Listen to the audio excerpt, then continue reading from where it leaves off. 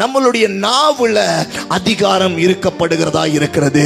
நம்முடைய நாக்குக்கு வல்லமை இருக்கு. அப்ப நாக்கு ரொம்ப ரொம்ப முக்கியம். நாவின் வார்த்தைகள் ரொம்ப ரொம்ப முக்கியம். சுருக்கமா சில காரியத்தை நம்ம பார்க்க போறோம். நீதிமொழிகள் 18ஆம் அதிகாரம் 21வது வசனம் பார்க்கிறோம். நாவுல மரணமும் ஜீவன் இருக்கு. நீங்க எதை பேசுறீங்க, நீங்க எதை எடுத்துக்கொள்ளுகிறீங்க, அதுதான் அதனுடைய கனியை நீங்க புசிப்பீங்க. பேதுரு இயேசு கூடவே இருந்தவன். பேதுரு இயேசு கூட இருந்ததான சீஷனா இருந்தவன். ஆனா ஆண்டவர் அவனுக்கு சொல்றாரு, இன்னைக்கு நீ 3 தடவை மறுதலிப்படா அப்படின்னு சொல்லி சொல்றாரு. நானா மறுதலிக்க போறேன் அப்படி சொல்லிட்டு அலட்சியமாய் இருந்தான்.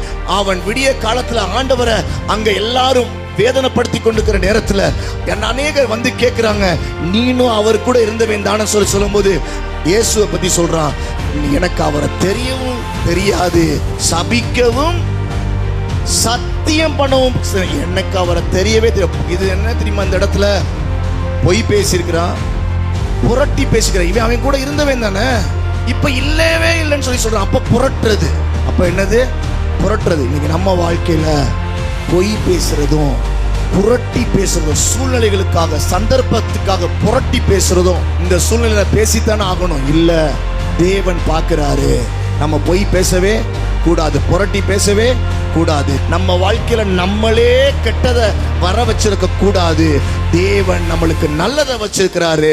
இந்த நாக்கை கட்டுப்படுத்தி நம்முடைய வாழ்க்கையை தேவனுக்கு நேராய் வாழுவது சிறந்ததாய் இருக்கிறது. ஆமென்.